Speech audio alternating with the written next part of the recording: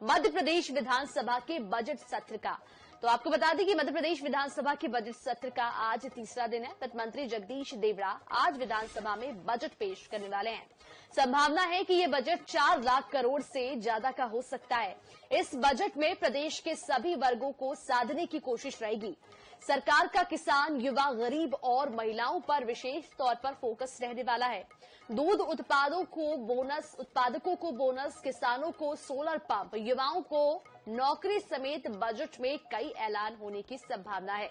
प्रधानमंत्री मोदी की 4 थीम गरीब, किसान, महिला और युवा के साथ साथ इंडस्ट्रियलाइजेशन, इंफ्रास्ट्रक्चर, शहरीकरण की झलक भी इसमें देखने को मिल सकती है। वहीं सरकारी कर्मचारी भी महंगाई भत्ते में बढ़ोतरी को लेकर आस लगाए हुए बैठे हैं। हालांकि मोहन सरकार बजट के जरिए कर्मचारियों को होली के पहले खुशखबरी दे सकती है। तो मध्य प्रदेश का आज बजट पेश होने वाला है। वित्त मंत्री जगदीश देवड़ा बजट पेश करने वाले हैं। आपको बता दें कि बजट से हर वर्ग को उम्मीद है। ये बजट 4 लाख करोड़ रुपए से ज्यादा का हो सकता है। मोहन सरकार ने हर वर्ग को साधने की कोशिश इस बजट में करेगी।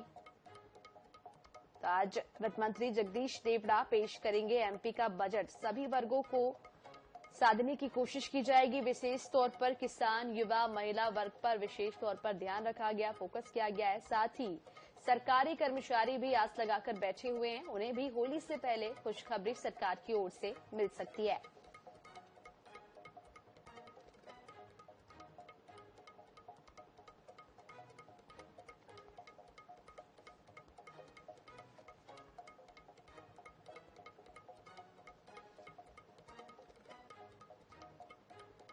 और चलिए मध्य प्रदेश वासियों का बजट को लेकर क्या कुछ विचार है, जानने के लिए चलते हैं मंदसौर, जहां से हमारे साथ कमलेश मोदी जुड़ चुके हैं। कमलेश, आज मध्य प्रदेश का बजट पेश होने वाला है। हर वर्ग को बजट से काफी कुछ उम्मीदें हैं। मध्य प्रदेश वहां मंदसौर वासी क्या कुछ उम्मीद लगाकर बैठे इस बजट से? जी बिल्कुल मनीषा, जिस तरीके से आज वित्त मंत्री जगदीश देवड़ा कुछ ही देर बाद मतलब 11 बजे की विधानसभा में जो अपना बजट पेश करेंगे, और बजट जो निश्चित तौर पर वो पहले ही बता चुके हैं कि मध्य प्रदेश जो प्रधानमंत्री है उनकी जो 4 वर्ग है, जो महिला, युवा और किसान और अन्य जो इस तरीके को नजर में रखते हुए बजट पेश होगा। मगर निश्चित तौर पर मेरे साथ कुछ व्यापारी भी, हम उनसे जानने की कोशिश करेंगे कि सर किस तरीके का बजट देखते हैं आप, आज कैसा बजट होना चाहिए। सबसे पहले आपको नमस्कार। और हम चाहते हैं कि मोहन यादव जी की सरकार में जो बजट आया, बेहतरीन से बजट आए और जो आम नागरिक है उनको भी उसका बेनिफिट मिले, और व्यापारी संघ को जो टैक्स वगैरह उसमें थोड़ी सी रियायत मिले, जिससे व्यापार व्यवसाय में बढ़ोतरी हो और हर आम नागरिक को उसका बेनिफिट मिले। सर आप क्या देखते हैं किस तरीके से, क्योंकि आप कहीं ना कहीं व्यापारी है, मेडिकल लाइन मेडिकल से आप जुड़े हुए हैं और मेडिकल लाइन में ही आपका बिजनेस है, तो आप क्या देखते हैं मेडिकल लाइन में किस तरीके का बजट होना चाहिए? मैं तो स्वास्थ्य क्षेत्र से हूँ।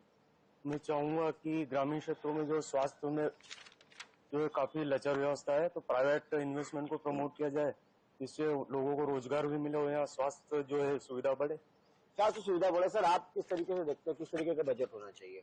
बजट को लेकर हर वर्ष लोगों के मन में बहुत आस होती है सरकार से, लेकिन हर बार मिलता है लोगों को झुंझुना। इसलिए हम ये चाहते हैं कि कम से कम आम लोगों को ऐसी राहत मिले, किसानों को और खासकर महिला सुरक्षा को लेकर अलग से बजट पास किया जाए। और कुछ चीजों को लेकर जो सरकार प्रतिवर्ष बिना किसी चीज के ऊपर विचार किए जो टैक्स बढ़ा देती है, उन चीजों के ऊपर भी सरकार को विचार करना चाहिए कि कुछ सेक्टर में जहां लोग बोल नहीं पाते हैं या जो लोगों की नजर में नहीं आता है उस पर बेहिसाब टैक्स बढ़ा दिया जाता है, उसको भी सरकार को कम करना चाहिए ताकि आम लोगों को राहत मिले। सर बताना चाहूंगा, जिस तरीके से किसानों को लेकर बात होती है या अन्य किसी वर्गों को लेकर बात होती है, मगर युवाओं को कहीं न कहीं नजरअंदाज किया जाता है या कहीं कहीं दूसरे अन्य में जो टैक्स बढ़ाया जाता है उसको लेकर क्या कहें? युवाओं को लेकर शिक्षा के क्षेत्र में सरकार को अलग से बजट मिलना चाहिए, क्योंकि आज के समय में शिक्षा व्यवस्था बहुत ज्यादा महंगी हो गई है, निजीकरण बहुत ज्यादा हो रहा है शिक्षा का। लेकिन आम आदमी जो गरीब व्यक्ति है, मध्यम वर्ग का व्यक्ति है, जिसके घर में कोई युवा व्यक्ति है, वो पढ़ाई नहीं कर पाता है उस स्तर पे, जिस स्तर की जो शिक्षा व्यवस्था जो है प्राइवेट सेक्टर प्रोवाइड करते हैं, लेकिन सरकारी जो शिक्षण संस्थान है उसमें ऐसी व्यवस्था नहीं है। इसलिए सरकार को इसके ऊपर विशेष ध्यान देना चाहिए और अलग से बजट निकालना चाहिए। शिक्षा पर यहाँ पर होना चाहिए। मेरे साथ कुछ और लोग भी बात करेंगे। सर आप किस तरीके से देखते हैं किस तरीके का बजट होना चाहिए? बजट तो सरकार का बढ़िया आता है हर बार, मोहन यादव जी का।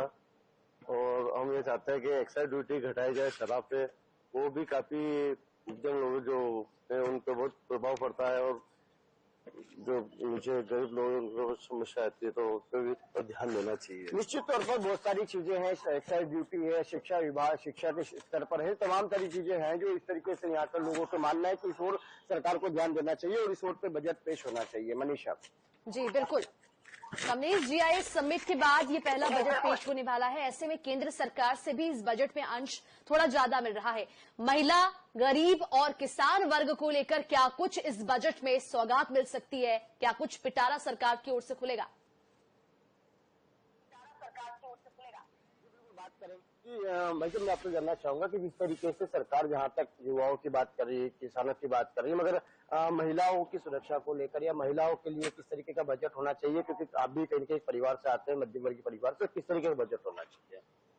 महिलाओं की सुरक्षा होना चाहिए और बजट में महिलाओं को विशेष छूट मिलना चाहिए और व्यापारियों को भी विशेष छूट मिलना चाहिए। किसानों को और सभी को जो छूट मिलती है वो व्यापारी को नहीं मिलती। व्यापारी को सिर्फ टैक्स सौंपा जाता है, इसलिए व्यापारियों के लिए भी कुछ व्यवस्था होनी चाहिए ताकि टैक्स में छूट दी जाए। तो आप देख सकते हैं यहाँ पर सभी लोगों का कहना है कि सभी वर्ग के लोग जो है उनको यहाँ पर विशेष रूप पर उनका विशेष अधिकार मिलना चाहिए और सरकार को निश्चित तौर पर इस ओर ध्यान देना चाहिए। मनीषा जी बिल्कुल। तो हर वर्ग को सरकार से काफी कुछ उम्मीद है। मंदसौर से जाना आपने, क्या कुछ मंदसौर वासियों का उम्मीद है? कमलेश, वहां पर कुछ महिलाएं मिल रही हैं आपको जिनसे बातचीत करने की कोशिश कीजिए, अगर मिल रही हैं तो कि उनका क्या कुछ आस है बजट से, क्या कुछ उम्मीद वो जता रही हैं? महिला वर्ग, किसान वर्ग, गरीब तबके के लोगों को लेकर सरकार इस बार क्या कुछ ऐलान कर सकती है? जी बिल्कुल मनीषा, बताना चाहूंगा कि इस वक्त जहाँ मैं खड़ा हूँ एक ग्राउंड है। ग्राउंड पर मेरे साथ मैंने कुछ लोगों से चर्चा करी थी, मगर इस वक्त यहाँ पर महिला नहीं है। मगर जिस तरीके से हमने कल भी हमने देखा था, कल भी हमने यहाँ पर कुछ गृहिणियों से बात करी थी, उनका ये कहना है कि जिस तरीके से जो सिलेंडर है या सिलेंडर या खाद्य सामग्री है, जिस वक्त महिलाओं का किचन सामग्री की ओर तरफ ध्यान होता है, उस ओर सरकार को सोचना चाहिए, उस ओर ध्यान देना चाहिए कि निश्चित तौर पर जिस तरीके से सिलेंडर पर गैस सिलेंडर में बढ़ोतरी हो रही है, आम जिस तरीके से खाद्य सामग्री बढ़ाए जा रहे हैं, उस ओर सरकार को ध्यान देना चाहिए। निश्चित तौर पर अगर सुझाव देती है तो कहीं न कहीं महिलाओं को भी इस ओर पर रियायत मिलेगी। जी बिल्कुल कमलेश, इस बार 4 लाख करोड़ से अधिक का बजट पेश हो सकता है। जनता को काफी कुछ उम्मीद है सरकार से। सौगात सरकारी कर्मचारियों की अगर हम बात करें तो इस बार उनको खुशखबरी मिल सकती है। मोहन सरकार होली से पहले सरकारी कर्मचारियों को इस बार खुशखबरी दे सकते हैं। जी बिल्कुल, अगर जिस तरीके से बात की जाए सरकारी कर्मचारी तो सरकारी विभाग के लिए जिस तरीके से हमने देखा था कि कुछ समय पहले केंद्र सरकार और राज्य सरकार ने भी जो 4% जो है उनको टैक्स 4% जो है उनके वेतनमान में बढ़ोतरी करके दी गई थी। निश्चित तौर पर ये कह सकते हैं कि सरकारी कर्मचारियों को भी कहीं न कहीं जो मोहन यादव सरकार है और केंद्र की मोदी सरकार है, दोनों ही मिलकर कुछ न कुछ होली से पहले या होली के बाद, होली से पहले ही उनको कोई न कोई अच्छी सी खुशखबरी मिल सकती है। तो कहीं न कहीं हर वर्ग को यहाँ पर आज से, चाहे व्यापारी हो, चाहे किसान हो, चाहे युवा हो, चाहे सरकारी कर्मचारी हो, तो तमाम लोगों को यहाँ पर आज की उम्मीद है कि 11 बजे के आसपास जो है यहाँ पर जो है उनको कुछ न कुछ मिलेगा। जो मेरे साथ कुछ और व्यापारी बात करते हैं कि सर आप जिस तरीके से आपका सीमेंट वगैरह का बिजनेस है, अन्य सामग्री चीजें, तो क्या लगता है आपको? व्यापार विगत 2-3 वर्षों से मंदी के दौर से गुजर रहा है। व्यापारियों को भी इसमें कुछ राहत मिलनी चाहिए। एक बात समझ से परे है कि सोयाबीन के भाव जब बहुत नीचे जा रहे हैं तो तेल के भाव इसमें ऊंचे कैसे जा रहे हैं, इसको भी सरकार को ध्यान देना चाहिए। व्यापारी बहुत विगत 2-3 वर्षों से मंदी के दौर से गुजर रहा है, उनको भी टैक्स में थोड़ी सी छूट मिलना चाहिए।